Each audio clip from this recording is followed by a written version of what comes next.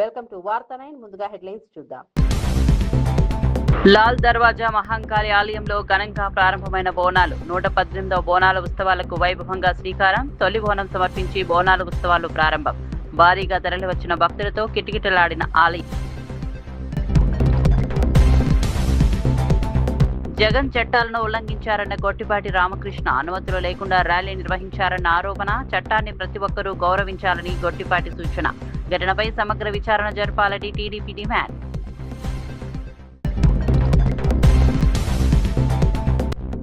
డిఎస్సీలో అనర్హులకు ఉద్యోగాలు ఇచ్చారన్న పేర్ని నాని. స్పోర్ట్స్ కోటాలో అక్రమాల ఆరోపణలు. డిఎస్సీ ఎంపికల వివరాలు విడుదల చేయాలని డిమాండ్. నియామకాలపై స్వతంత్ర విచారణ కోరిన పేర్ని నాని.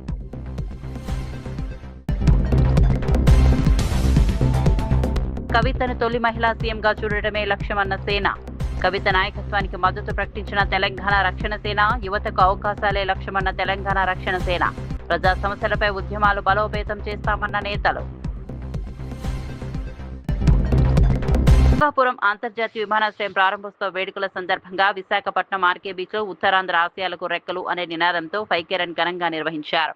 క్రీడా ప్రాధికార సంస్థ ఆధ్వర్యంలో జరిగిన ఈ కార్యక్రమంలో MLA Velagapudi Ramakrishna Babu, shop chairman Ravi Naidu, joint collector Vidyadhari, విద్యార్థులు, క్రీడాకారులు, ఫిట్నెస్ ప్రియులు పెద్ద సంఖ్యలో పాల్గొన్నారు. ఉత్తరాంధ్ర అభివృద్ధికి భోగాపురం అంతర్జాతీయ విమానాశ్రయం కీలక మైలురాయిగా నిలవనుందని నిర్వాహకులు తెలిపారు. యువతలో ఆరోగ్య చైతన్యం పెంపొందించడంతో పాటు ఉత్తరాంధ్ర అభివృద్ధిపై అవగాహన కల్పించేందుకు ఈ కార్యక్రమం నిర్వహించినట్లు వెల్లడించారు. పాల్గొన్న వారందరూ ఉత్సాహంగా రన్ పూర్తి చేశారు. భోగాపురం విమానాశ్రయం ప్రారంభంతో పెట్టుబడులు, ఉపాధి అవకాశాలు, పర్యాటక రంగం మరింత అభివృద్ధి చెందుతుందని ఆశాభావం వ్యక్తం చేశారు.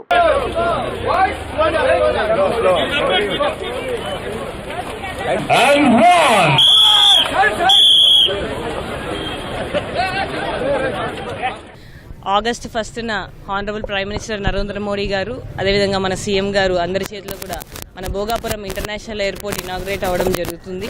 అందులో భాగంగా 6 ఉమ్మడి జిల్లాల్లో కూడా మనము ఉత్తరాంధ్ర కళలకు రెక్కలు అనే థీమ్ కింద చాలా అవుట్ రీచ్ యాక్టివిటీస్ మనం ప్లాన్ చేసుకోవడం జరిగింది. వైజాగ్లో కూడా మనము ఫ్లాష్ మాబ్, బీచ్లో 5K రన్, అదేవిధంగా బీచ్ వాక్, ప్రతి స్కూల్ అండ్ కాలేజెస్లో కూడా మనము పెయింటింగ్, డ్రాయింగ్ కాంపిటీషన్స్ అవన్నీ కూడా పెట్టడం జరిగింది. ప్రజలందరూ, ముఖ్యంగా పిల్లలు, యువత అందరూ కూడా ఈ స్ఫూర్తిని తీసుకొని ముందుకెళ్లాలని కోరుకుంటూ సెలవు తీసుకుంటాం. ఉత్తరాంధ్ర ప్రజల కోరిక అభివృద్ధికి నాంది పలికేలా ఉత్తరాంధ్ర కళలకు ఇటు ప్రభుత్వం, అధికారులు, ప్రజాప్రతినిధులు కార్యక్రమాలు నిర్వహిస్తున్నారు. దానికి ముఖ్య కారణం భోగాపురంలో ఎయిర్పోర్టు గౌరవ ప్రధానమంత్రి నరేంద్ర మోడీ గారు, చంద్రబాబు నాయుడు గారి నేతృత్వంలో ప్రారంభించుకోవడం జరుగుతోంది. దక్షిణాది రాష్ట్రాలకే కాదు, ఈ దేశానికే భోగాపురం ఎయిర్పోర్టు తలమానికం కాబోతుంది.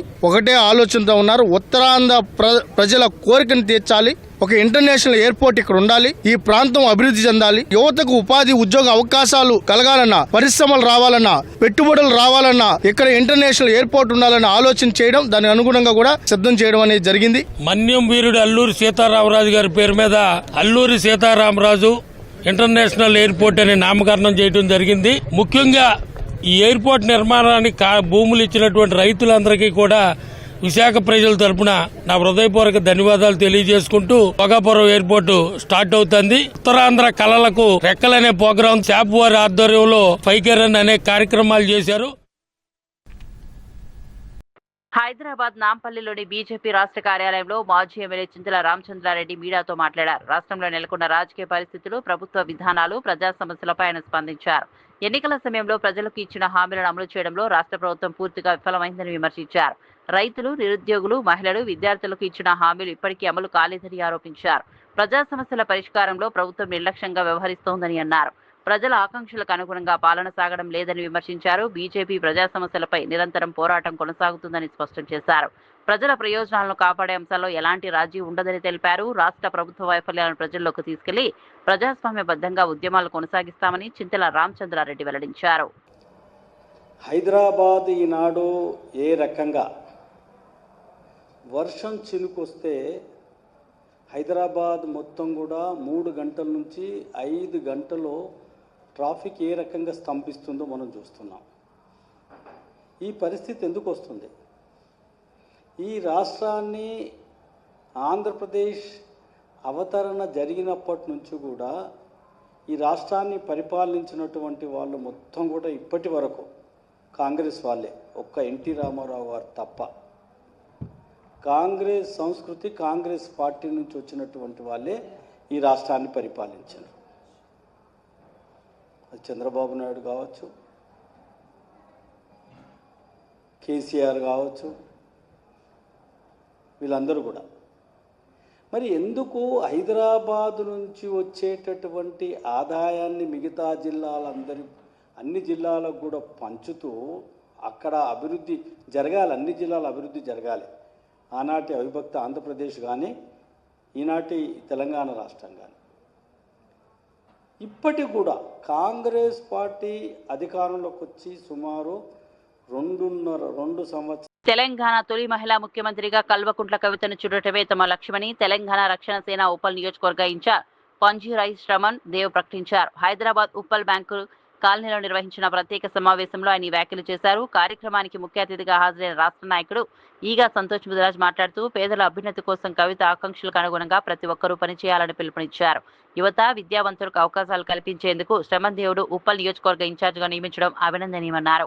తెలంగాణ ఆత్మగౌరవం, సంస్కృతి పరిరక్షణతో పాటు యువతకు ఉద్యోగ, ఉపాధి అవకాశాలు కల్పించేందుకు అన్ని వర్గాలను కలుపుకొని కవితతో కలిసి పనిచేస్తామని శ్రమణ్ దేవ్ తెలిపారు. ప్రజా సమస్యలపై ప్రభుత్వంపై ఒత్తిడి తీసుకొచ్చే దిశగా ఫస్ట్ తొలి మహిళగా అక్క తీసుకున్న నిర్ణయం ఏంది, తెలంగాణ కోసం చేసింది ఏందని ఆలోచిస్తే ఇప్పుడు ఫస్ట్ అక్క చేసిన బతుకమ్మ అయినా, దాని తర్వాత పబ్లిక్ ఇష్యూస్ మీద కొట్లాడు పాలమూరు ప్రాజెక్ట్ అయినా, మళ్ళా మన ఏదైతే హామీలు మన ప్రభుత్వం ఇచ్చిన హామీలు ఉన్నాయి చేరలేకపోయినందుకు అక్క ప్రతి దాంట్లో ఇన్వాల్వ్ అయ్యి కొట్లాడడం అయినా, ప్రజలకి న్యాయం జరగాలని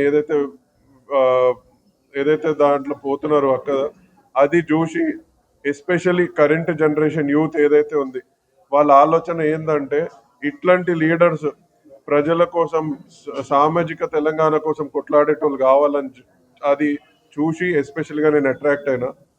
దాని తర్వాత ఎప్పుడైతే టీఆర్ఎస్ పార్టీ పెట్టక ముందు అక్కని ఏదైతే పార్టీలకి వెళ్ళి తీసేసినాక అక్కగారి ఆలోచన ఏంటంటే ఎప్పుడైనా తెలంగాణలో పైసా ఉన్నవాడే ముందు పోతూ ఉండాలి, అవన్నీ చూస్తూ ఉంటే అక్క ఒక పార్టీ పెట్టినాక నిర్ణయం పాంచధర్యాలు ఏదైతే పెట్టినారు అక్క ఫస్ట్ ఫ్రీ ఎడ్యుకేషన్ ఎంత ఇంపార్టెంట్ ఇవాళ సొసైటీ కంటే. పేదవాడు ఎక్కడైనా మంచి కాలేజ్లలో ఏదో స్కూళ్ళలో పోయి చదవాలంటే లక్షలు కట్టాలంటే అంత తెలంగాణ రక్షణ సేన మా అధ్యక్షురాలు కల్వకుంట్ల కవితక్క మేరకు ఈరోజు ఉప్పల్లో శ్రవణ్ ఇక్కడ ప్రెస్ మీట్ పెట్టడం జరిగింది. ఏప్రిల్ 20 తారీఖు నాడు అక్క ఈ పార్టీని, తెలంగాణ రక్షణ సేన పార్టీని ఆరంభించింది. కాబట్టి ప్రతి డిస్టిక్లో కూడా అందరినీ ఇన్ఛార్జ్గా వేయడం జరిగింది. కాబట్టి ఉప్పల్ కాన్ఫరెన్స్ ఇన్ఛార్జిగా తమ్ముడు శ్రవణ్ని ఎన్నుకోవడం జరిగింది. అది కూడా అక్క స్వయంగా ఇది కూడా ఆమె ఆలోచించి ఎవరెవరిని ఎక్కడ వేయాలని చెప్పేసి ఈ 33 జిల్లాలలో కూడా అక్క వేయడం జరిగింది. కాబట్టి పార్టీని ఎలా ముందుకు తీసుకెళ్ళాలి, పార్టీని ఎలా బలోపేతం చేయాలని చెప్పేసి అందరూ కూడా మా తెలంగాణ జాగృతి ఉప్పల్ కాన్ఫరెన్స్లో ఉన్నటువంటి నేను కూడా 2008 నుంచి కూడా నేను అక్కతో పాటు పనిచేస్తూ ఈ రోజు వరకు కూడా మేము అక్కతోటే ఉండి, మేము ఏ రోజు కూడా ఏ పార్టీకి ఏ పోస్టు కూడా మేము ఆశించకుండా మేము అక్క వెన్నంటే ఉండి ఈ పార్టీని ముందుకు తీసుకుపోవడం జరిగింది. బీఆర్ఎస్ నాయకుడు ఆర్ఎస్ ప్రవీణ్ కుమార్ తెలంగాణలో రాజకీయ నాయకుల భద్రతా అంశంపై సంచలన వ్యాఖ్యలు చేశారు. గన్మెన్ల కేటాయింపులో కాంగ్రెస్ ప్రభుత్వం వివక్ష చూపుతోందని ఆరోపించారు. కాంగ్రెస్ నాయకులకు ఒక విధంగా, బీఆర్ఎస్ నాయకులకు మరో విధంగా న్యాయం చేస్తున్నారా అని ప్రభుత్వాన్ని ప్రశ్నించారు. ప్రజాప్రతినిధుల భద్రత రాజకీయాలకు అతీతంగా ఉండాలని సూచించారు. అధికార పార్టీ, ప్రతిపక్షం అనే తేడా లేకుండా ప్రమాద స్థాయిని బట్టి భద్రత కల్పించాల్సిన బాధ్యత ప్రభుత్వానిదేనని పేర్కొన్నారు. భద్రతా వ్యవస్థలో రాజకీయ జోక్యం ఉండకూడదని అన్నారు. భద్రత కేటాయింపుల్లో పారదర్శకత పాటించాలని డిమాండ్ చేశారు. ప్రజాస్వామ్యంలో ప్రతిపక్ష నాయకులకు కూడా సమాన రక్షణ కల్పించడం ప్రభుత్వ బాధ్యత అని స్పష్టం చేశారు. భద్రతా అంశాన్ని రాజకీయంగా ఉపయోగించడం సరికాదని ప్రభుత్వం స్పష్టమైన విధానాన్ని ప్రకటించాలని ఆర్ఎస్ ప్రవీణ్ కుమార్ కోరారు. Dynamic and threat based. It is neither permanent nor attached to the status, office, rank or past service of any individual. Not just Praveen Kumar, any individual, not just Petti Sudarshan Reddy, any individual. మరి అట్లేటప్పుడు మైనంపల్లి హనుమంతరావు గారికి 2+2 gunmen ఎందుకు ఇచ్చారు? DGP గారు చెప్పాలి. పెద్ది సుదర్శన్ రెడ్డికి ఒక న్యాయం, మైనంపల్లి హనుమంతరావుకి ఇంకో న్యాయమా? కొండా మురళి ఆయన ఎమ్మెల్సీ కాదు, ఆయన ఒక కార్పొరేషన్ చైర్మన్ కాదు, వారు కేవలం మంత్రి కొండా సురేఖ గారి భర్త. కొండా మురళి గారికి 2+2 గన్మెన్ ఇచ్చారు. వరంగల్ సిటీలో ప్రతి ఒక్కరికి కూడా తెలుసు కొండా మురళి గారు ఆ 2+2 గన్మెనే కాదు, పోలీసు వాళ్ళందరూ పోతే ఆయనకు పోతే పోలీసు వాళ్ళందరూ కూడా ఆయన కాన్వాయ్లో పోతారు. ఆయనకి ఏ హోదా ఉందని 2+2 గన్మెన్ ఇచ్చారు? Now you have to tell DGP గారు, నార్ attached, neither permanent nor attached to the status, office, rank or past service of an individual. What service? What is the contribution of Konda Murli garu? What is the contribution of Mainampalli Hanumantarao such that they deserve 2+2 personal security officers? Anumula Tirupati Reddy గారు, అనుముల కొండల్ రెడ్డి గారు రంగారెడ్డి జిల్లాలో వారు ఏమి కోంబింగులు చేశారని, వారికి ఏ threat ఉందని, వారిని ఏ లష్కరే తొయ్యబా, జైషే మహమ్మద్, అల్ Qaeda, ISIS అనే ఉగ్రవాద సంస్థలు వారిని టార్గెట్ చేస్తాయని. కార్మిక శాఖ మంత్రి గడ్డం వివేక్ వెంకటస్వామి సింగరేణి సంస్థ భవిష్యత్తుపై కీలక వ్యాఖ్యలు చేశారు. పెద్దపల్లి జిల్లా రామగుండంలోని సింగరేణిలో శ్రామశక్తి అవార్డు గ్రహీత మల్లికార్జున పదవి విరమణ కార్యక్రమంలో పాల్గొన్న ఆయన గత బీఆర్ఎస్ ప్రభుత్వం బొగ్గు గనుల వేలంలో పాల్గొనకపోవడం వల్లే సింగరేణి కొత్త గనులను కోల్పోయిందని ఆరోపించారు. కొత్త గనులు లేకుంటే సింగరేణి భవిష్యత్ ప్రమాదంలో పడే అవకాశం ఉందని హెచ్చరించారు. సంస్థ అభివృద్ధికి కొత్త బొగ్గు బ్లాకులు అత్యంత అవసరమని తెలిపారు. సింగరేణి కార్మికుల సంక్షేమానికి ప్రభుత్వం పూర్తి కట్టుబాటుతో పనిచేస్తోందన్నారు. ప్రతి కార్మికుడికి సొంత ఇంటికలను సాకారం చేసేందుకు చర్యలు తీసుకుంటామని హామీ ఇచ్చారు. కాంట్రాక్ట్ కార్మికులు ఎదుర్కొంటున్న సమస్యలను కూడా దశల వారీగా పరిష్కరిస్తామని చెప్పారు. కార్మికుల శ్రమతోనే సింగరేణి అభివృద్ధి సాధ్యమవుతుందని మంత్రి వివేక్ పేర్కొన్నారు. కాంగ్రెస్ ప్రభుత్వము పెంచడం జరిగింది. సింగరేణి సంస్థలో కొత్త గనులు వచ్చినప్పుడే సింగరేణి సంస్థ బాగుంటుంది, ఫైనాన్షియల్లీ స్ట్రాంగ్ ఉంటుంది. ఈ సంస్థను కాపాడుకునే బాధ్యత రాష్ట్ర ప్రభుత్వం ఉంది.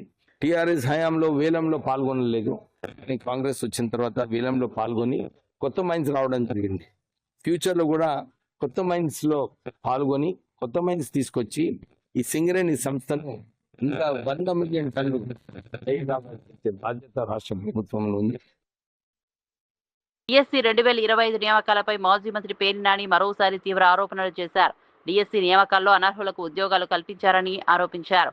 మంత్రి నారా లోకేష్ సిఫార్సుతో కొందరికి ప్రభుత్వ ఉద్యోగాలు వచ్చాయని వ్యాఖ్యానించారు. నిజాయితీగా చదివి పరీక్షలు రాసిన వేలాది మంది అభ్యర్థుల పరిస్థితి ఏమిటిని ప్రశ్నించారు. స్పోర్ట్స్ కోటా పేరుతో భారీ స్థాయిలో ఉద్యోగాల లూటీ జరిగిందని ఆరోపించారు. పారదర్శకంగా నియామకాలు జరిగి ఉంటే ఇలాంటి ఆరోపణలు వచ్చేవి కావని పేర్కొన్నారు.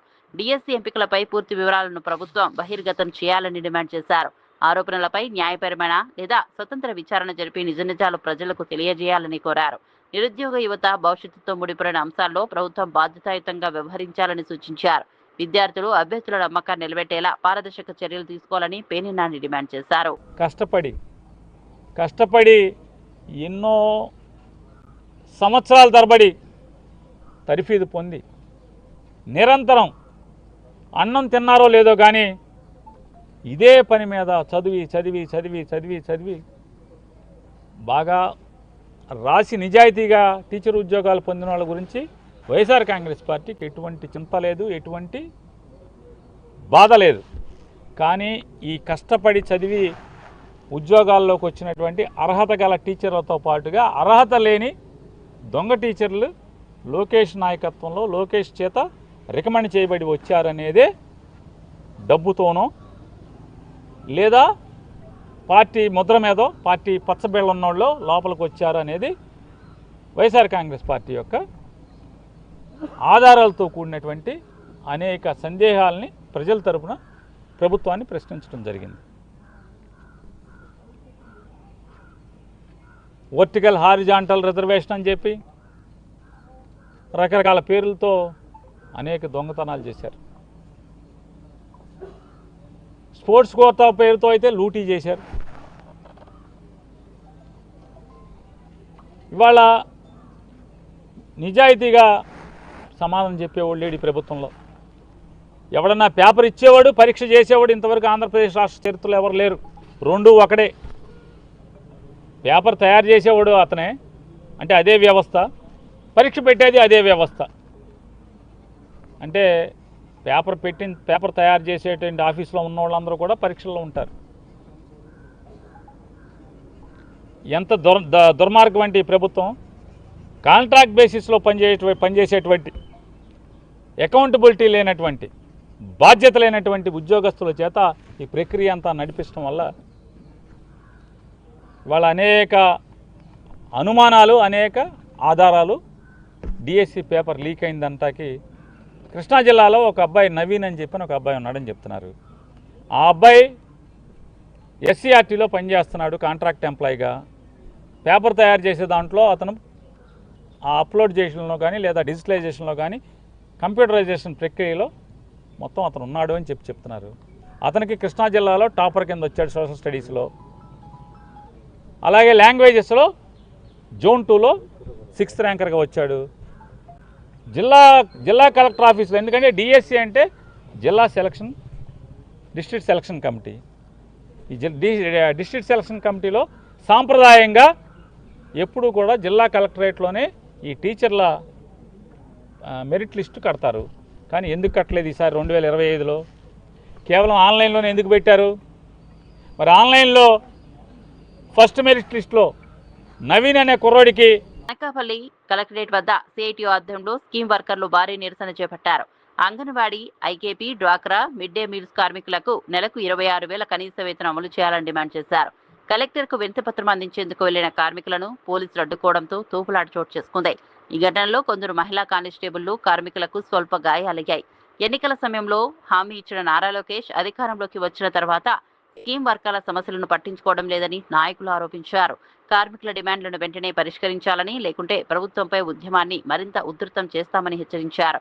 త్వరలో చలో అమరావతి కార్యక్రమాన్ని నిర్వహించనున్నట్లు ప్రకటించారు.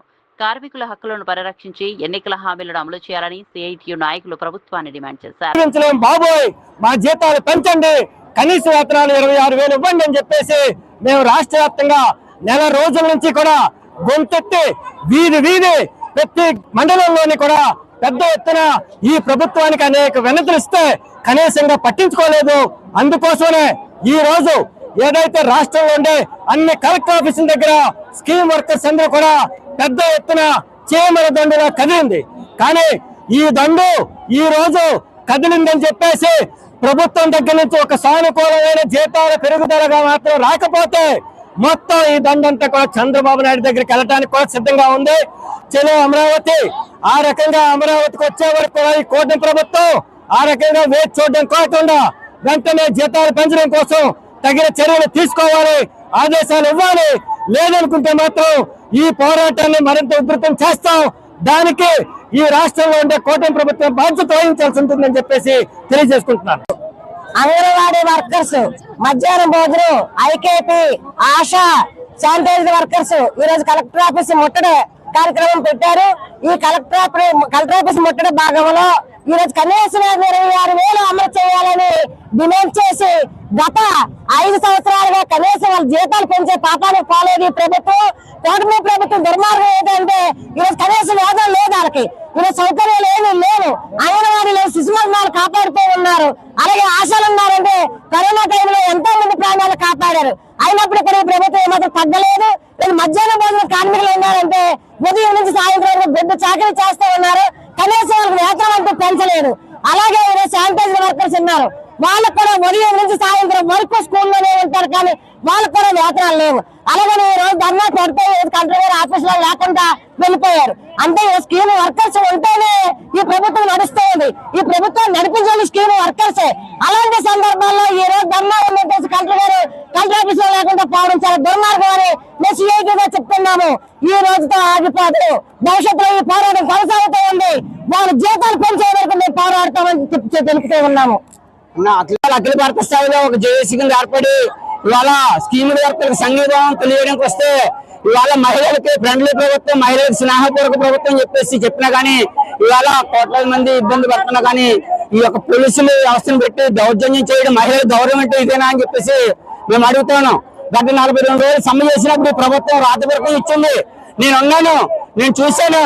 అధికారులు వచ్చిన వెంటనే ఆగండి అమ్మా 6 నెలలు మీ వెంటనే న్యాయం చేస్తామని చెప్పేసి చెప్పడం జరిగింది. ఈ ప్రభుత్వం ఎప్పటికైనా సరే కళ్ళు తెరిచి అమలు చేయకపోతే కనుక జనాంతికంగా రేపు భోగాపురంలో కూడా మా యొక్క ప్రజలు అంగన్వాడీ స్కీమ్లే కాకుండా మరి మున్సిపల్ వర్కర్లే కాకుండా శానిటేషన్ వర్కర్లే కాకుండా మరి కేవలం మిడ్ డే మీల్స్ అని చెప్తున్నారు. 3,000 రూపాయలకి ఇస్తున్నారు. అయ్యా లోకేష్ బాబు గారి అబ్బాయికి 3,000 రూపాయలు సరిపోతాయని మేము అడుగుతా ఉన్నాం. ఈవేళ ప్రభుత్వం 6 నెలలు 7 నెలల నుంచి కూడా శానిటేషన్ వర్కర్లు కానీ మిడ్ డే మీల్స్ కానీ చేతి ఇవ్వలేదు. వాళ్ళు ఎలా పెరుగుతారని చెప్పేసి ఇవాళ చంద్రబాబు కూటమి ప్రభుత్వాన్ని ప్రశ్నిస్తున్నాం. ఇవాళ చంద్రబాబు కూటమి ప్రభుత్వం తప్ప ఇవాళ రైతు సంఘాలు, కార్మిక సంఘాలు కూడా ఎస్కేఎం తరఫున కూడా ఈ యొక్క anganwadi mid day meals work మొత్తం స్కీమ్ వర్కర్లు అందరికీ కూడా మేము సంఘీభావం తెలియజేస్తున్నాం. ఇది అంతం కాదు, ఆరంభం. ప్రభుత్వం ఇప్పటికైనా మేల్కొని కనీస వేతనాలు సుప్రీంకోర్టు ఇచ్చిన తీర్పు వరకు అమలు చేయకపోతే కనుక ఇది పెద్ద ఎత్తున అమరావతి వరకు వెళ్తారు. అవసరమైతే జనాంతికంగా భోగాపురం కూడా మా సమస్యల పరిష్కారం కృషి చేస్తామని చెప్పేసి ప్రభుత్వానికి మీ మీడియా వారి ద్వారా రైతు సంఘాల కార్మిక సంఘం తెలియజేస్తున్న పేరు ఐవి రమణ, అఖిల భారత స్థాయిలో కార్మిక మజ్దూర్ జేఏసీ రాష్ట్ర. వైఎస్ఆర్సీపీ అధినేత వైఎస్ జగన్మోహన్ రెడ్డి చట్టాలను, నిబంధనలను ఉల్లంఘిస్తూ వ్యవహరిస్తున్నారని టీడీపీ నేత గొట్టిపాటి రామకృష్ణ ఆరోపించారు. ప్రధానమంత్రి పర్యటనకు ముందు అవసరమైన అనుమతులు లేకుండానే ర్యాలీ నిర్వహించి అధికారుల విధులకు ఆటంకం కలిగించారని విమర్శించారు. విధి నిర్వహణలో ఉన్న ప్రభుత్వ అధికారులు మహిళా అధికారులపై దౌర్జన్యంగా ప్రవర్తించడం తీవ్రమైన నేరమని అన్నారు. చట్టాన్ని ప్రతి ఒక్కరూ గౌరవించాలని, రాజకీయ నాయకులు ఆదర్శంగా నిలవాలని సూచించారు. ప్రభుత్వ విధులను అడ్డుకునే చర్యలు ప్రజాస్వామ్యానికి మంచివి కావని పేర్కొన్నారు. ఈ ఘటనపై సమగ్ర విచారణ జరిపి బాధ్యులపై చట్టపరమైన చర్యలు తీసుకోవాలని డిమాండ్ చేశారు. ఈరోజు మనం చూస్తా ఉన్నాం, ఆయన కారు కింద పడి నలిగిపోయినటువంటి మరణించినటువంటి వ్యక్తిని పరామర్శకు వెళ్ళలేదు. కానీ ఒక రోజు ముందు ప్రధానమంత్రి పర్యటనకి ముందు 10 గంటల పాటు ప్రజలకి ఒక ర్యాలీ పేరు మీద నిబంధనలన్నిటినీ ఉల్లంఘిస్తా ఒక నరకయాతను చూపించినటువంటి పరిస్థితి. అధికారుల్ని వారి పనిని వారిని చేసుకోనివ్వకుండా వారి మీద దౌర్జన్యం చేసేటువంటి పరిస్థితి ఈరోజు మనం రాష్ట్రంలో చూస్తూ ఉన్నాం. అందుకనే చెప్పాను, రాక్షసులు యజ్ఞాన్ని ఏ విధంగా భగ్నం చేస్తారో కళ్ళకి కట్టినట్టని చెప్పని.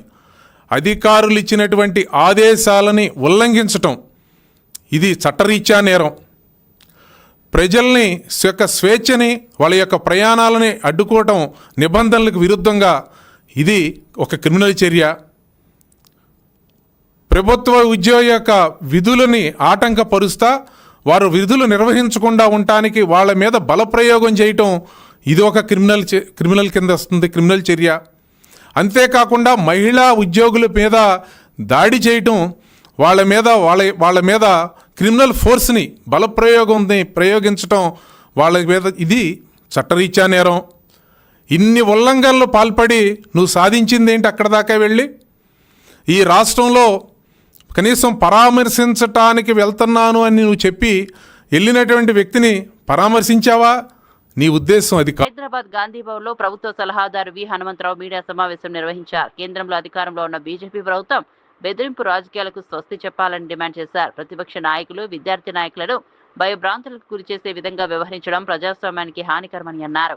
ప్రజల విశ్వాసాన్ని సంపాదించేది మంచి పాలన ద్వారానే తప్ప ఒత్తిళ్లు, బెదిరింపుల ద్వారా కాదని స్పష్టం చేశారు. ప్రజాస్వామ్యంలో విభిన్న అభిప్రాయాలను గౌరవించాల్సిన బాధ్యత ప్రతి కుటుంబంపై ఉంటుందని పేర్కొన్నారు. విమర్శలను అణిచివేయడం కాకుండా వాటిని ప్రజాస్వామ్యబద్ధంగా స్వీకరించాలని సూచించారు.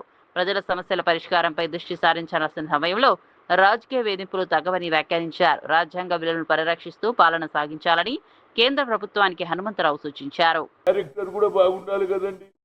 దాని మీద నిన్న బిల్లు పాస్ చేశారు. నా ఉద్దేశం ఏమిటంటే ఒక్క మాట చెప్తున్నా, ఈ బెదిరింపులు, ఈ భయపెట్టించేది తక్కువ చేయండి. ఎన్ని రోజులు పెట్టిస్తారు? హోమ్ మినిస్టర్ అమిత్ షా ఆలోచన ఇంప్లిమెంట్ అవుతుంది. ఇప్పుడు మళ్ళీ కొత్త డ్రామా.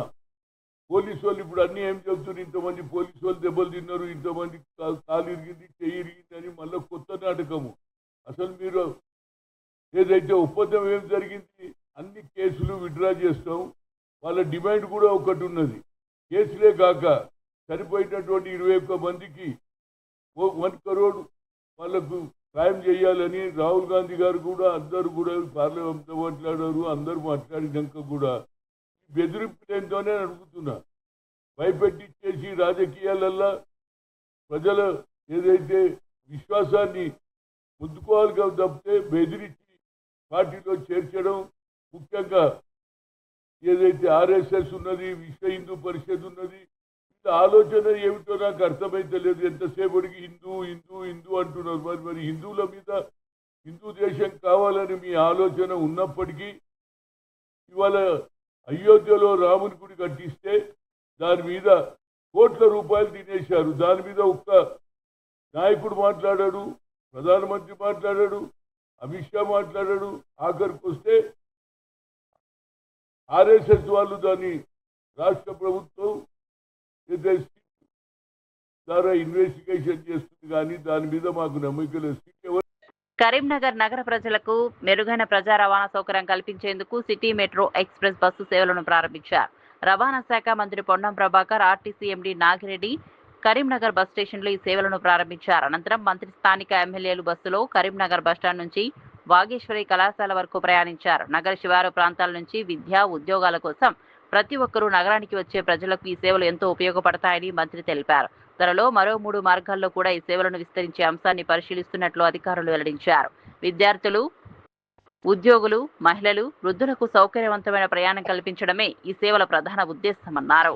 సిటీ బస్సులు ప్రారంభం చేసినాం. రోజు ఉపాధి కొరకు కరీంనగర్ వచ్చే చింతకుంట, అదేవిధంగా ఎక్కువ విద్యార్థులు ఉండేటువంటి వాగేశ్వరి కాలేజీ వైపు, ప్రభుత్వ మెడికల్ కాలేజీ ఉన్నటువంటి కొత్తపల్లి వైపు ఈ 3 రూట్లను ఈ రోజు ప్రారంభం చేశాం. దాని తర్వాత ప్రతిమ వైపు, చెరమడ వైపు, మానకొండ వైపు కూడా ఈ మెడికల్ యొక్క ప్రైవేట్ సిటీ బస్సులు స్టార్ట్ చేస్తాం. ఇప్పుడు ఒక్క సర్వీస్ తో స్టార్ట్ చేసినాం. అప్ అండ్ డౌన్ కొడుతూనే ఉంటుంది 24/7. ప్రజలందరూ సిటీ బస్సులు వాడుకోమని కోరుతారు. తప్పకుండా ఇంకా అవసరమైతే ఒకటే రూట్ లో 3 బస్సులు వేయడానికి కూడా మా సంస్థ తరఫున ఎటువంటి ఇబ్బంది లేదు. సిబ్బంది అందరూ కూడా చాలా శ్రమ పడతారు. ముఖ్యంగా డ్రైవర్, కండక్టర్, వాళ్ళకి అభినందన తెలియజేస్తూ ఇంకా ఇది పేద ప్రజలకు ఉండే లైఫ్ లైన్. ఇది ప్రతి పౌరుడికి తెలంగాణలో ప్రతి ఊరికి పోవాలని కోరుకుంటున్నాం. పాత బస్తీలోని ప్రసిద్ధ లాల్ దర్వాజా శ్రీ సింహవాహిని మహంకాళి ఆలయంలో 118వ బోనాలు ఉత్సవాలు అత్యంత వైభవంగా ప్రారంభమయ్యాయి. నగర పోలీస్ కమిషనర్ సివి ఆనంద్ ఉత్సవాలను ప్రారంభించి ప్రత్యేక పూజల్లో పాల్గొన్నారు. ధ్వజారోహణం, శిఖర పూజలను అర్చకులు శాస్త్రోక్తంగా నిర్వహించారు. ఆలయ కమిటీ మాజీ చైర్మన్ మాణిక్ ప్రభు గౌడ్ కుటుంబ సభ్యుల అమ్మవారికి తొలి బోనం సమర్పించి ఉత్సవాలకు శ్రీకారం చుట్టారు. భక్తులు తెల్లవారుజాము నుంచే భారీ సంఖ్యలో ఆలయానికి చేరుకుని అమ్మవారిని దర్శించుకున్నారు. ఆలయ పరిసరాల్లో భక్తులకు ఎలాంటి ఇబ్బందులు కలగకుండా ప్రత్యేక ఏర్పాట్లు చేశారు.